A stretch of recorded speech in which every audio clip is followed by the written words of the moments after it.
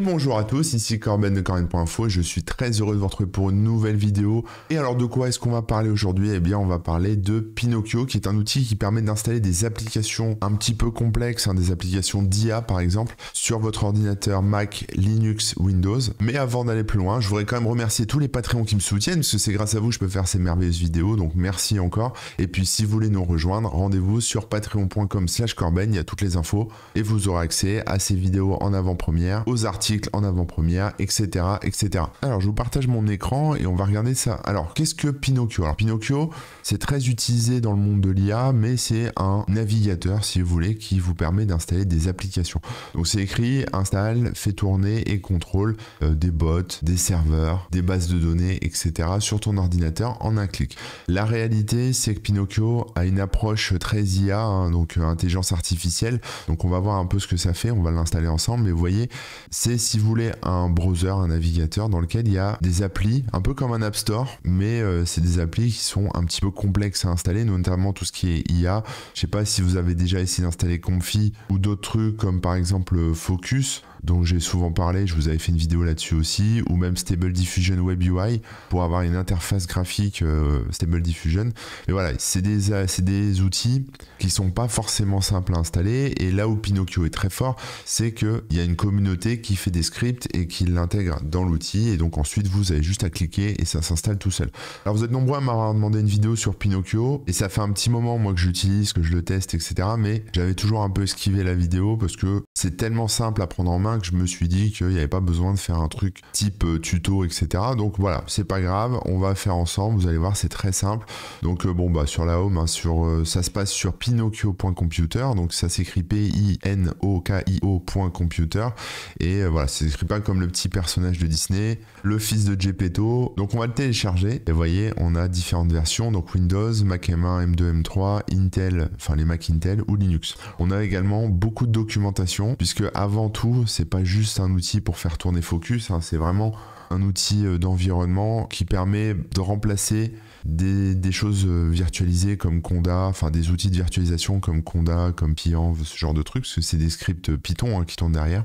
Donc c'est un outil qui est intéressant au-delà du fait que, au-delà de son côté App Store, ça reste un outil que je vous invite à explorer, puisque vous allez pouvoir faire des scripts pour déployer vos propres applications, même si c'est pas de l'IA. Voilà, il y a plein de documentation, il y a plein de trucs à voir. Donc voilà, l'usage a été un petit peu détourné par rapport à l'IA, mais vous pouvez faire fonctionner ce que vous voulez dedans. Voilà, d'ailleurs c'est bien expliqué ici, ça permet d'automatiser tout ce qu'on veut. Pinocchio est une application qui peut lire, écrire, travailler, enfin faire des choses, exécuter des choses sur votre ordinateur via un simple langage de script. Donc on peut créer des fichiers, télécharger des fichiers, récupérer de la donnée, installer des librairies, des bibliothèques et d'autres applications, lancer des commandes shell, faire des requêtes réseau, publier des fichiers, donc j'imagine les uploader par exemple sur un serveur, parcourir internet, enfin voilà, se balader sur internet, aller récupérer des infos, etc., etc. Donc voilà, c'est vraiment un outil assez génial pour faire des agents autonomes, pour faire voilà, des outils un peu qui se débrouillent. À partir du moment où vous avez écrit le script, c'est nickel. Donc trêve de blabla, on va l'installer. Donc moi je suis sur mon Mac M3, et donc voilà, ça s'installe très simplement comme ça. Je le dépose dans mes applications et ça se copie, voilà. Si vous êtes sous Linux, on va regarder un petit peu la doc, ça se récupère depuis GitHub. Donc il y a, je pense, tout ce qu'il faut ici. Voilà, sur le GitHub, vous avez même les DMG pour macOS, etc. Vous avez les points deb, les points RPM, les zip pour Windows, avec sûrement les points .exe dedans, des versions ARM aussi pour macOS, et des fichiers AppImage, donc pour Linux, pour lancer l'outil directement comme ça sans avoir à l'installer. Donc il y a tout ce qu'il faut, il y a de quoi faire, vous serez pas dépaysé là-dessus. Et Windows c'est pareil, ça nous fait récupérer le point zip qu'on vient de voir, et sur l'install, et voilà, et vous avez ce petit écran, vous savez, sur Windows vous avez ce petit écran de sécurité, vous activez, vous cliquez sur plus d'infos et vous le lancez directement. Maintenant je vous propose qu'on le lance et qu'on voit ce que ça donne. Au lancement, on a donc cette petite interface. Donc là on est dans un navigateur, si vous voulez, enfin c'est le concept. Je vais vous agrandir un petit peu le truc. Voilà, donc on n'a rien de spécial, on a un petit bouton home ici, retour et vers l'avant, etc., comme un browser. On a un petit filtre ici, donc c'est pas pour taper des URL, ça permet de filtrer les applications. Là ici à cet endroit on verra les applications qu'on a installées, mais on a surtout une page de découverte. Voilà, donc il faut cliquer sur ce petit bouton violet au milieu. Et là, vous allez arriver un peu sur la même chose que ce qu'on a vu sur leur site web, c'est-à-dire des scripts vérifiés. Donc là, c'est vérifié par les gens qui sont derrière Pinocchio. Donc on a toute une tripotée. Un peu plus bas, vous verrez les derniers scripts qui sont arrivés au niveau de la communauté. Pareil, vous en avez là. Donc il n'y a pas forcément d'icônes, c'est pas forcément des choses très abouties, mais il y a un petit peu de tout. Évidemment, si vous trouvez des scripts Pinocchio ou sur GitHub, par exemple, qui sont pas référencés, ou si vous voulez créer les vôtres, vous pouvez aussi aller les récupérer en cliquant sur ce bouton là ici, Download from URL. Vous entrez le git du script, la branche éventuellement, et lui va se charger d'installer tout ce qu'il faut. Vous pouvez entrer l'URL aussi ici si vous voulez. Donc je vous propose qu'on installe quelques applis pour voir un petit peu. Donc on va commencer par Comfy UI. Alors Comfy UI, c'est un outil dont je vous ai pas forcément parlé encore parce que c'est assez complexe, mais ça permet de faire tourner des blocs un peu comme ça d'IA entre guillemets, enfin en tout cas d'action autour de tout ce qui est création d'images, et ça fait un petit peu tout, c'est-à-dire vous pouvez générer des images avec Stable Diffusion et puis augmenter leur taille sans perdre de qualité, et puis pourquoi pas faire de lean painting dessus ou de layout painting, etc. Donc c'est un outil qui est un peu plus évolué, enfin voilà, c'est un outil de traitement. On va l'installer, donc j'étais un petit peu trop rapide, on clique sur le bouton download tout simplement ici, et donc voilà, il me propose de le sauver comme config.ui.git, donc je télécharge, et puis là on a un petit terminal qui se lance avec tout ce qu'il faut en ligne de commande pour en tout cas récupérer l'application, en tout cas la référencer dans l'application dans Pinocchio. Et donc ici j'ai plusieurs choix, donc je peux update ou je peux installer. Donc là si je update, ça m'affiche le petit script avec le JSON pour lancer ça. Donc là voilà, je l'update. Bon, il est déjà mis à jour, mais ça fait juste un git pull, etc. On voit ici ça lance la commande git pull à différents endroits, donc dans le répertoire courant, dans le dossier app, dans le dossier config manager, etc. Bon, ça c'est juste pour vous expliquer rapidement comment ça fonctionne. On est vraiment 100% sur du script. Et évidemment, si je clique sur install, ça va l'installer sur ma machine. Donc c'est là où ça devient intéressant, parce que là vous voyez, on voit tout le script. Alors c'est peut-être un petit peu petit sur la vidéo, mais je peux pas l'agrandir malheureusement. J'essaye. Ah si, je peux. Ouais, voilà.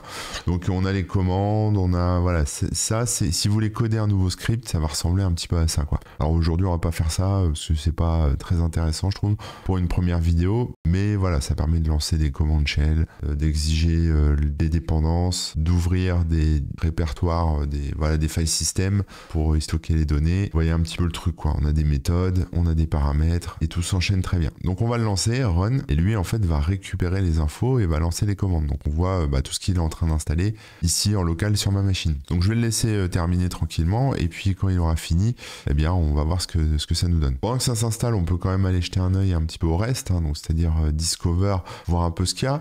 On a donc Comfy UI, donc ça on en a parlé, c'est une interface pour Stable Diffusion et Stable Video Diffusion, donc ça permet d'animer aussi des images. On a Video Crafter 2 qui fonctionne également avec les M1, M2, M3, c'est-à-dire les nouveaux Mac Apple Silicon, mais c'est un petit peu plus lent parce qu'il faut, c'est mieux d'avoir un bon PC avec une GPU, une carte graphique Nvidia. Donc ça c'est pareil, ça permet de créer de la vidéo à partir de texte ou d'images, etc.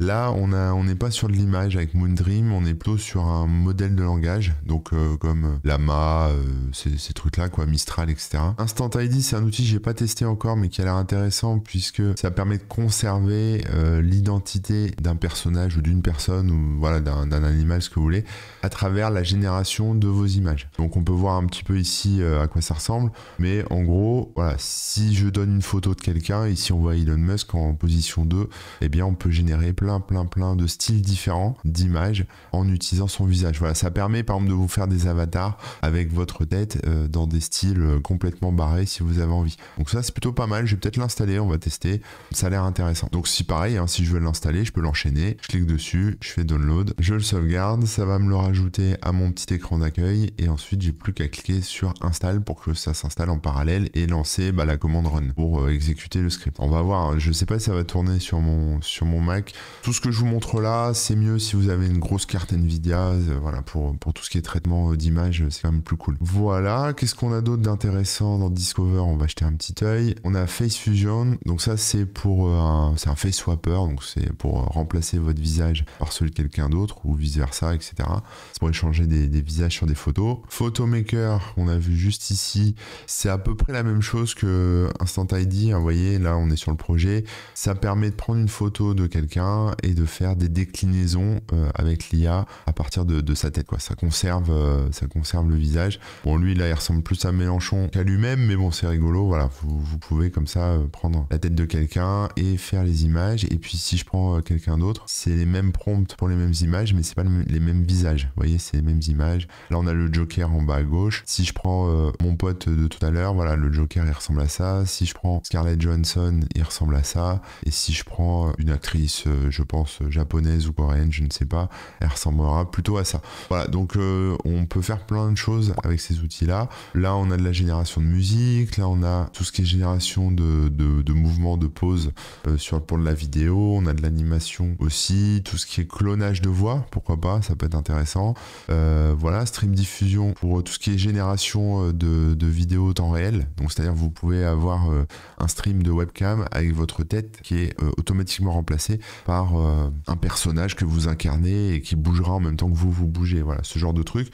On a un Voc AI pour faire des images encore, Focus aussi dont j'ai parlé pour faire des images. Là, c'est pour faire parler les petits bonhommes. Voilà, donc je vais pas tout passer en revue, je vais pas tout tester. S'il y a des outils qui vous plaisent là-dedans, mais auxquels vous ne comprenez pas grand-chose, vous me dites. J'irai tester, on essaiera de voir ce qu'on peut faire avec ça. Moi, je les ai clairement pas tous testés. Hein. RVC, par exemple, je l'ai testé. Hein. Ça permet de générer de la voix à partir d'un texte ou d'une autre voix et changer les voix, etc. Pareil avec Bark, ça c'est intéressant. Voilà, donc l'idée c'est de vous montrer en fait que ce Pinocchio vous permet d'installer localement tout un tas de projets différents, hein, que ce soit du LLM, donc c'est-à-dire de la génération de texte, de la génération de son, de la génération de vidéos, de la génération d'images, peut-être même d'autres choses que j'ai pas vues encore. Tout ça grâce à des petits scripts, voilà, qui vont peut-être ou pas en fait tourner sur votre machine, ça va vraiment dépendre de la puissance de votre machine. Donc là on voit par exemple que Instant ID a été installé. Donc si je clique dessus, voilà, j'ai les fichiers, etc.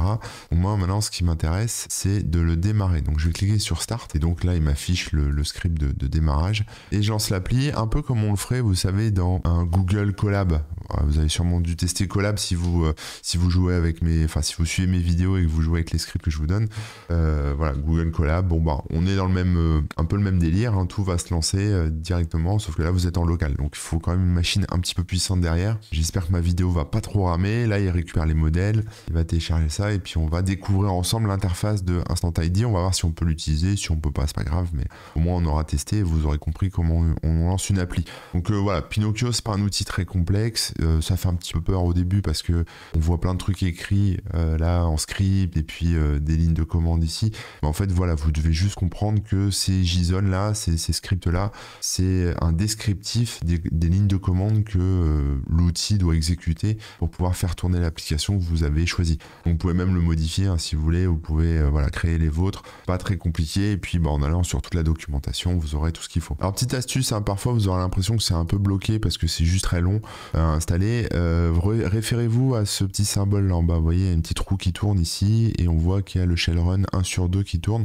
donc ça veut dire qu'il a lancé le premier. Ici la première méthode elle est en train de tourner et la seconde arrive bientôt, mais voilà, il est encore en cours de fonctionnement, il faut attendre, puis vous voyez ça se débloque. Là maintenant ce qui est intéressant c'est qu'on peut voir que c'est démarré, c'est écrit started, donc c'est bon, et on voit qu'il nous donne une URL, donc c'est ça qui est intéressant à regarder, hein, c'est à dire qu'il faut regarder un petit peu ce qu'il vous donne là, puisque vous aurez un accès, hein, ça reste un navigateur comme je vous le disais. Donc en cliquant dessus vous allez être redirigé vers votre browser classique et vous pourrez commencer à utiliser l'interface. Donc là on est sur l'interface de Instant ID, on va la tester, je ne sais pas du tout ce que ça va donner. Donc je prends une petite photo de moi qui est sur Google Images, on va essayer de voir si on peut la déposer ou s'il faut vraiment voilà, hop, je la mets dedans et ensuite je peux uploader une pose de référence, mais ça c'est optionnel donc je vais pas le faire, et puis choisir un prompt. Alors là il y a quelques exemples, vous voyez, un homme, template, neige, bon voilà, Mars, jungle, néon, vibrant color. Donc là je vais dire voilà, man, voilà, comme ce qui est indiqué ici, puisque ce que j'ai mis c'est la photo d'un homme, c'est moi, donc man, pour qu'il sache c'est un peu ce qu'il y a sur l'image. Et ensuite je peux choisir un style, on a les négatifs prompts ici et on va voir ce que ça donne, hein. J'en ai aucune idée, je lance et là ça tourne, voilà, j'ai l'outil qui tourne, moi derrière je vois que ça c'est en train de tourner, on voit un peu ce qui se passe sous le capot on va dire, et puis là ça va dépendre de votre ordinateur, ça peut être plus ou moins long. Bon, on va voir ce qu'il va me faire, c'est la surprise totale, hein. J'ai jamais testé cet outil, peut-être que ça va pas fonctionner, on verra bien. Donc je vous propose qu'on se retrouve après les 30 étapes là qu'il me promet, je sais pas combien d'heures ça va durer, on va voir. Ça va être la surprise. Mais ça va, je surveille les ressources de ma machine et il n'y a pas l'air d'avoir trop de pression sur le processeur, donc ça a l'air de tourner tranquillou. Là, ce qui est intéressant de voir, c'est que j'ai choisi un template de style jungle, donc c'est un peu les trucs par défaut. Je sais pas si on peut les éditer à la main, mais si je regarde dans le bac ici, on peut voir que voilà, il y a un prompt ici, un homme dans la jungle, par seed mid, voilà, color palette, etc. Il y a quand même des choses, quoi. Et je me retrouve avec une erreur. Bon, bah on verra pas le résultat, c'est dommage, parce qu'effectivement après on peut voir qu'il y a eu des petits runtime errors avec un petit manque de mémoire. Donc voilà, peut-être que ça fonctionnerait pas, peut-être que ça fonctionne si je mets des réglages différents, hein, si je règle, je sais pas, si je baisse un petit peu tout ça, mais visiblement non, rien n'y fait. Donc voilà, c'est peut-être pas adapté à mon ordinateur, c'était un fail, pas très grave. Pour ça, la config qui est toujours en cours d'installation, hein. Je vais en installer d'autres et puis je vais les tester et puis on va voir aussi ce qu'on peut faire avec si ça tourne, mais ça dépend vraiment, voilà, de votre machine. Vous aurez peut-être plus de chance que moi. Et Focus que j'aime beaucoup, pareil, je l'installe, voilà, je clique sur installer, je lance le script et c'est parti, ça installe Focus. Photomaker pareil, je l'installe. Celui-là a l'air un petit peu plus orienté pour macOS. Peut-être que j'aurai plus de chance avec Photomaker, en tout cas pour du remplacement de visage ou de la génération d'images avec mon visage. On verra bien, donc je lance un peu tout ça en parallèle, c'est peut-être pas recommandé, mais tant pis. Installation terminée, donc là ok, cool. Donc c'était l'installation terminée des dépendances, donc bon, ça a été assez vite. Là maintenant j'installe vraiment le script Photomaker. Alors vous voyez, Instant ID, là on voit dans le menu, en tout cas après je peux y accéder assez facilement, soit via le terminal, soit via l'interface web, hein. Donc une fois qu'on est là-dedans, voilà, on peut cliquer, on se retrouve sur la même interface, ça c'est cool. Et visiblement c'est installé, donc je retourne à l'écran d'accueil et là je vois que Photomaker, je peux le démarrer, je peux le lancer, le mettre à jour, etc. Ou le remettre à zéro si jamais j'ai modifié la config. Donc là il me présente le script de lancement et je le lance. Alors pour un premier lancement, il y a toujours des petits modèles à récupérer, des fichiers peut-être un petit peu gros, donc si vous avez une bonne connexion internet, bah allez-y, sinon il faut être patient. Et voilà, rebelote, il faut avoir l'œil aiguisé puisqu'on voit qu'il y a une petite URL ici locale qui s'est affichée, donc je vais cliquer dessus, mon navigateur se lance et je me retrouve avec cette interface pour Photomaker. Donc là, il y a des petites consignes, on peut lire, hein, donc envoyer des images de quelqu'un dont tu veux customiser l'image, etc. Ok. Entrer un texte prompt, enfin un prompt quoi. Sois sûr de remplir la classe Word si tu veux customiser avec le mot Word, donc IMG comme man IMG, woman IMG, girl IMG. Ok. Choisis ton style préféré et clique sur Submit. Allez, je refais une tentative, je mets mon image. Alors je précise le mot-clé IMG, je tente un truc, hein, j'ai jamais fait, donc je vais vous zoomer un petit peu ça, mais en gros voilà, j'ai mis mon image, j'ai mis une photo d'un homme dans une combinaison d'astronaute et j'ai rajouté le mot IMG parce que je pense qu'en fait ça permet d'inclure dans le prompt l'image que j'ai uploadée, d'après ce que je comprends. On va voir, on va tester. Le style photo, très bien, mais on a néon punk, fantasy, ce que vous voulez. Des options avancées, vous pouvez mettre des prompts négatifs, donc ça c'est rigolo parce que tout ce qui est not safe for work, ça a été exclu. Voilà, j'imagine qu'on peut faire des choses peut-être un peu plus olé. On va envoyer et on va voir ce que ça donne. Donc là ça bosse, pareil, derrière les fagots, on peut voir ici que voilà, photo cinématique d'un homme dans une combinaison d'astronaute, photo 35 mm, bokeh professionnel, 4K, super détaillé. On va voir s'il y arrive. Et me voici de retour, je me suis changé, j'en ai profité comme c'était un petit peu long pour prendre une douche. Et la bonne nouvelle c'est que ça a fonctionné. Donc voilà, 2 photos d'astronautes qui me ressemblent un petit peu. Alors je dis un petit peu parce qu'on voit quand même que c'est pas parfait. En même temps, j'ai envoyé qu'une seule photo de moi. Si j'en avais mis plusieurs, il aurait peut-être mieux compris la structure de mon visage et m'aurait proposé des choses un peu plus quali. Mais voilà, pour un début, c'est plutôt pas mal, je trouve. Donc on est quand même sur un truc assez sympa, moi je trouve. Et tout ça, ça tourne en local grâce à Pinocchio. Donc évidemment, le but pour moi ici, c'est pas de vous faire toute la topo de tous les outils disponibles sur Pinocchio. Vous installez ce que vous voulez, vous testez. Peut-être qu'il y en a qui vont pas fonctionner avec votre système d'exploitation, peut-être qu'il y en a qui vont bien fonctionner. Voilà, c'est un petit peu au petit bonheur la chance. Vous pouvez évidemment créer vos propres scripts ou adapter les scripts existants. Et voilà, j'espère que ça vous aura plu. Encore merci de me suivre. Et puis je vous donne rendez-vous très bientôt pour une prochaine vidéo. Et en attendant, on se retrouve sur les réseaux sociaux, Twitter, TikTok, Twitch. J'ai dit Twitter, mais c'est X, hein, vous comprenez, à l'ancienne. Et puis à très bientôt sur Patreon. Allez, ciao tout le monde.